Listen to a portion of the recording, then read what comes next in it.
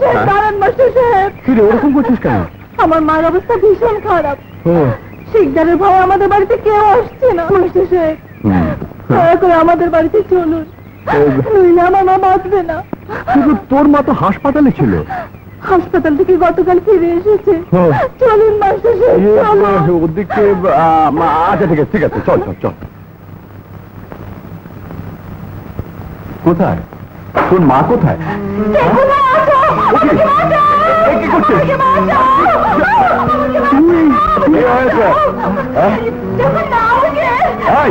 পাঠশালাকে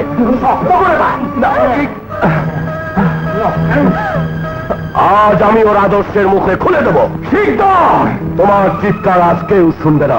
যা, ওকে আমার গুদাম ঘরে নিয়ে যা। আজ আমি ওর বেঈমানের ইতিহাসের পাতাটা ওর গলায় পড়িয়ে দেব। শিকদার, খোদা থাকলে সত্যকে তুই কোনো দিনই মিথ্যা বলে প্রমাণ করতে পারবি না। যা।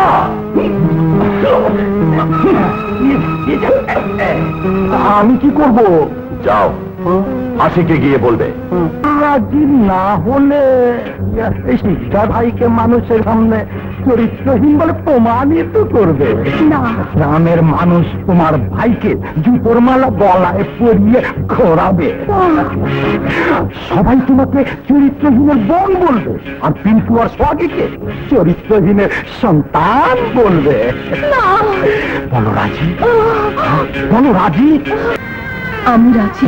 ঠিক আছে ঠিক আছে। না হাসি না, আমি তোর জীবনটাকে নষ্ট হতে দেব না।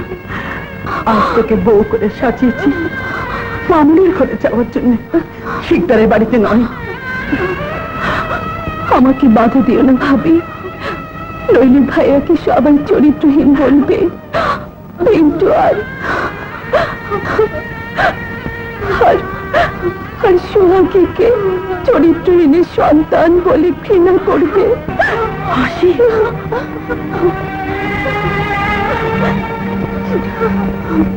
ভাবি, ভাই আমাকে ছোটবেলা থেকে বাবার মতো আদি সোহাগকে বড় করেছে।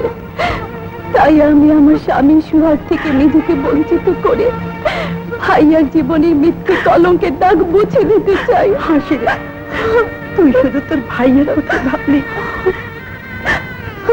মামুনের কথা একবারও ভাবলি না। মামুন এলে ওকে ফিরে যেতে বলো, শুধু বলো হাসি মামুনির দেওয়া ফুলের মালা পড়তে চেয়েছিল, কিন্তু পারল না ভাবি, পারল না। হাসি,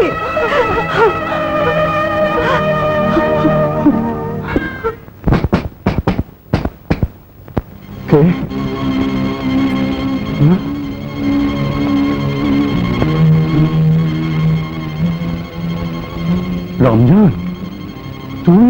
হ্যাঁ, আমি সেই রমজান যাকে একদিন আপনি স্কুল থেকে বের করে দিয়েছিলেন।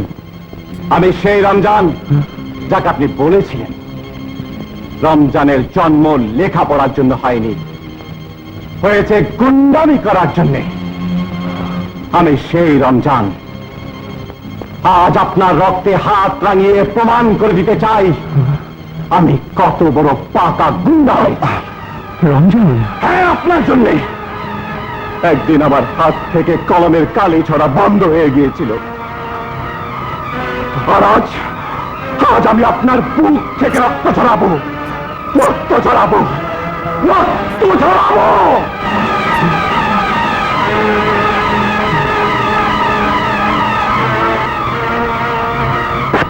রমজান, রমজান,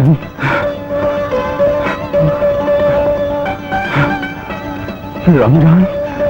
স্যার, আপনি চলে যান স্যার। রমজান গুন্ডা না, রমজান অমানুষ, খুনি না। যান স্যার, আপনি চলে যান স্যার, আপনি চলে যান। আপনি হাসিকে বাঁচান স্যার।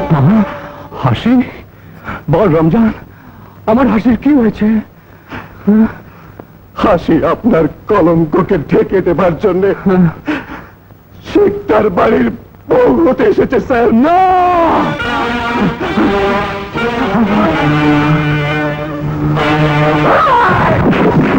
আপনি যান স্যার, আপনি চলে যান, আপনি চলে যান, হাসিকে বাঁচান স্যার, যান।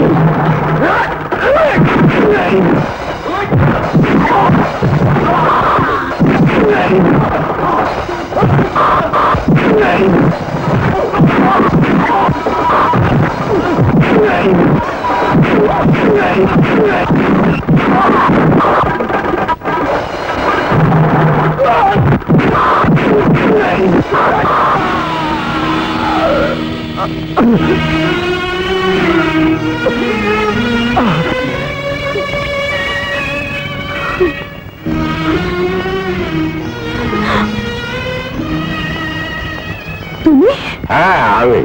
তুমি এখানে কেন?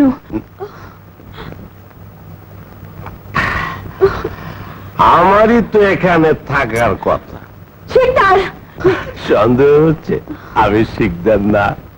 শোনো আসি, এতদিন নিয়ম ছিল যে বিয়ে করবে সেই বাসর ঘর করবে, কিন্তু আমার এখানে নিয়ম হলো বিয়ে করবে একজন আর বাসর ঘর করবে অন্যজন। শয়তান, আমি জীবন দেব, তবু তোর মতো কুত্তার কাছে আমি ইজ্জত দেব না। তাই বুঝি?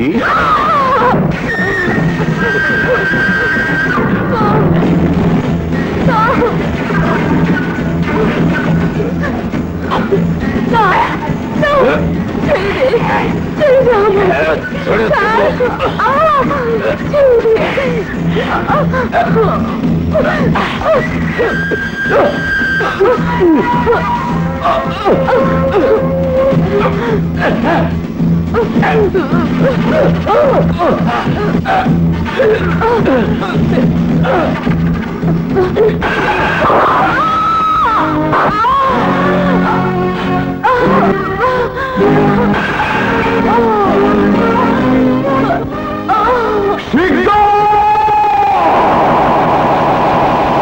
হাসি, হাসি, বর্ষা, ঠিক আছে, যাও যাও। হ্যাঁ হ্যাঁ, আমি এক্ষুনি যাবো, শোন। যা, ওই। হাসি, ভাইয়া, হাসি, ভাইয়া, হাসি, হাসি, হাসি, হাসি।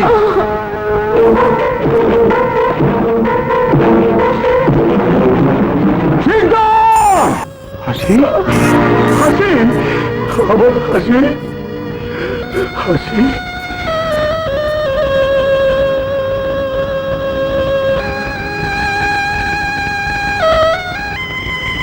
শিকার!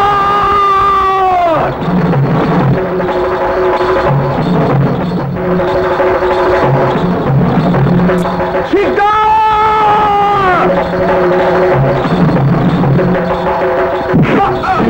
শিকার!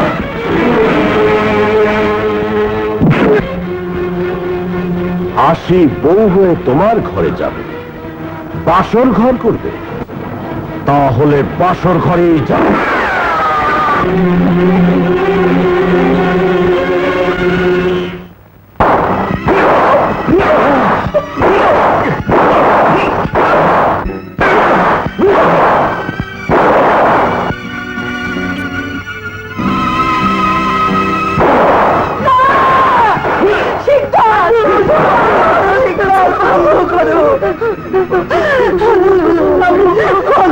তোমার এই অত্যাচারের চাবুক আমার স্বামীর সুর তুমি কেড়ে নিও না। বলছি,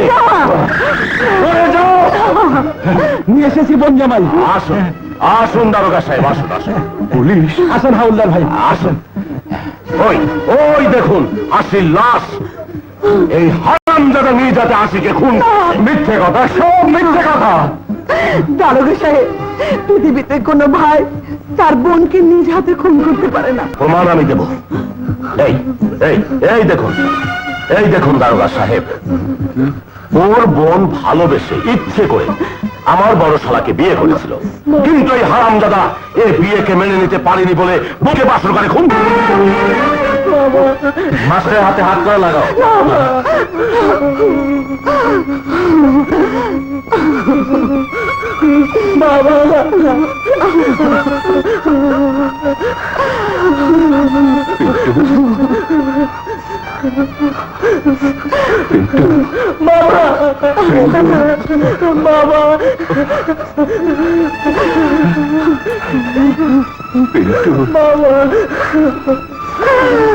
তোর মাকে দেখিস?